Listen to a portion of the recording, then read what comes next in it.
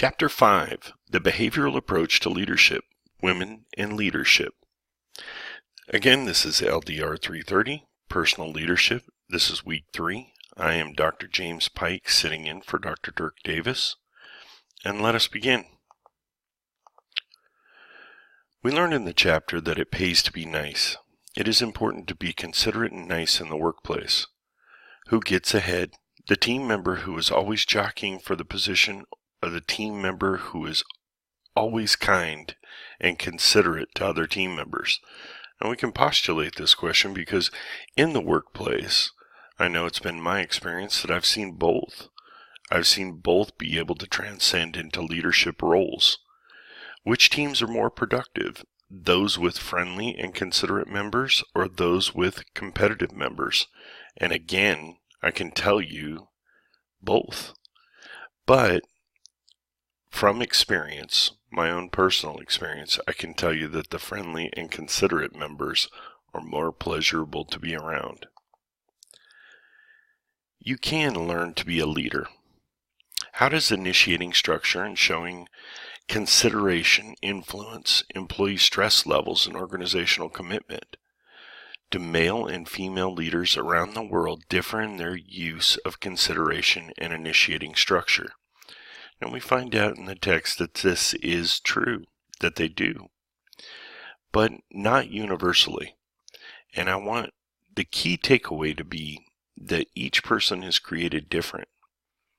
I have myself spent the last 24 years in public service and had the pleasure of working with both male and female counterparts, supervisors, and subordinates that have demonstrated significant strength in crisis situations that could be unimaginable to the general populace.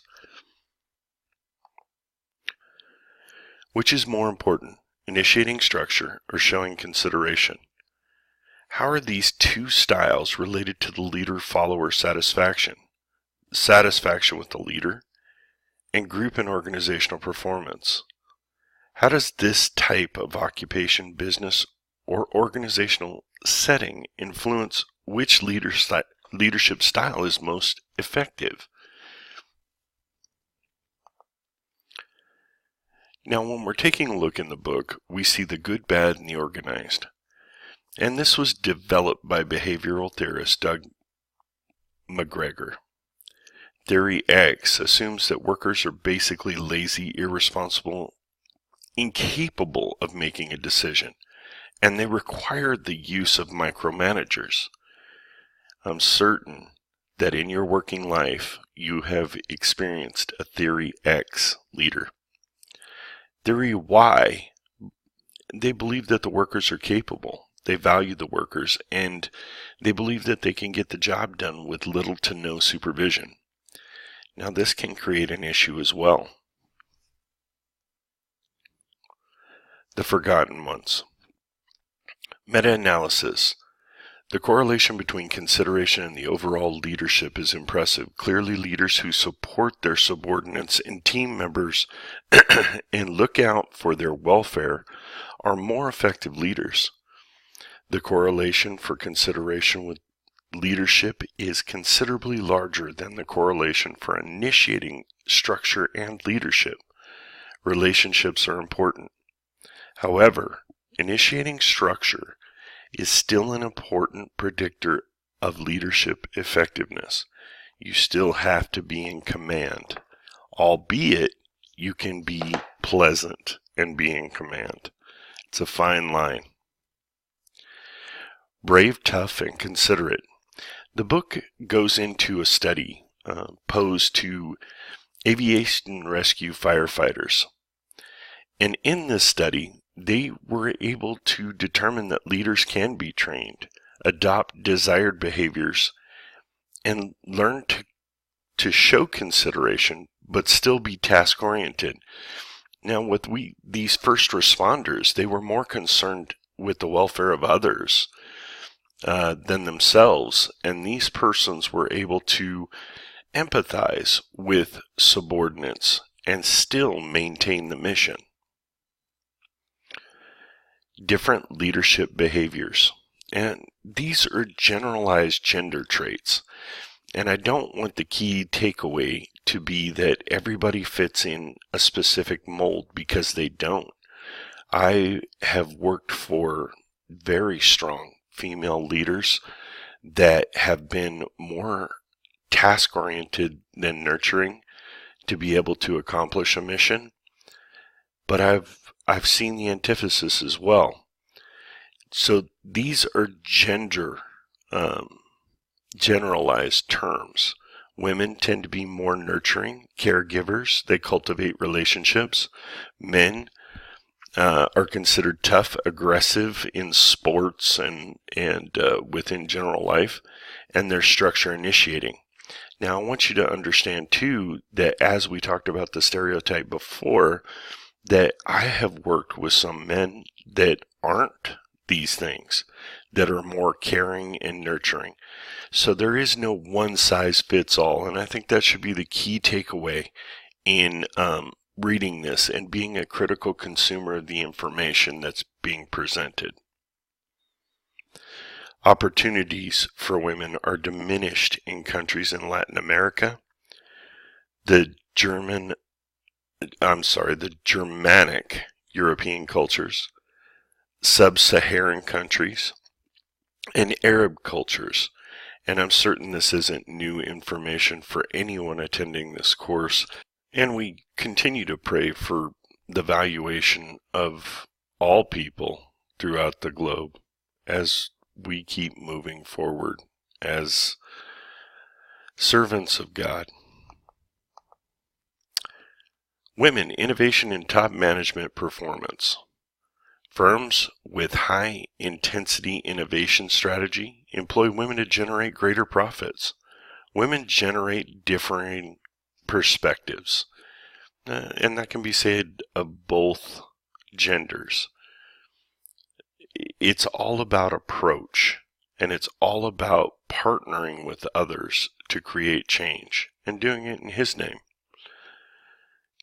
Women do employ consideration type leadership. They can put themselves largely into other people's shoes and be able to see it from another's perspective.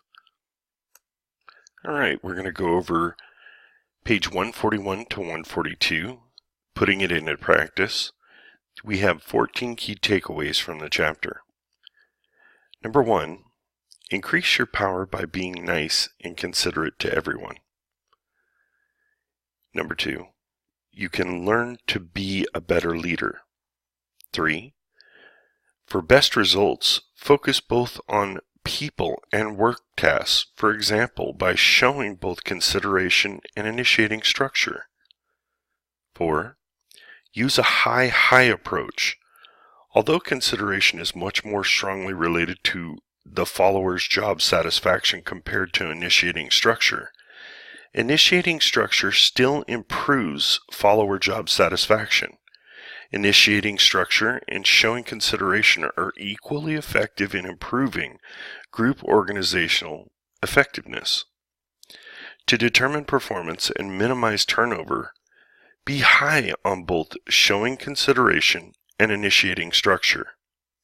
5, even in occupations with high task-oriented culture, organizations can improve follower satisfaction with their leaders by teaching the leaders to show more consideration. 6, leaders can demonstrate consideration leadership by feeding the hungry or supporting other forms of charity. 7, reduce your followers' stress levels by showing consideration and initiating structure. 8, show consideration by sharing your awards, honors, and even bonuses with your followers. Remember that in one study, showing consideration was 6 times more important than initiating structure in improving goal performance. 9, boost profits and reduce waste by using charismatic, considerate leadership. 10, as a mentor, motivate your prodigies by giving them task instructions and by showing consideration for their personal welfare. 11, Remember that gender differences in managerial behavior appear to be rather limited, but there are significant cultural differences in the degree which a leader can initiate structure. 12. Give everyone a chance. Women as well as men need development opportunities to learn new skills and demonstrate their abilities to perform complex tasks. 13. Be innovative. Include both men and women on your team. During times of crisis, a commanding and dominant leadership style that emphasizes initiating structure may be needed to bring about major change. Don't forget that female leaders can also use a dominant leadership style. As I attested previously in this lecture, I have worked with some of the strongest people, and they just so happen to be women. I want to say thank you. This is the end of the lecture. We're moving on to Chapter 6.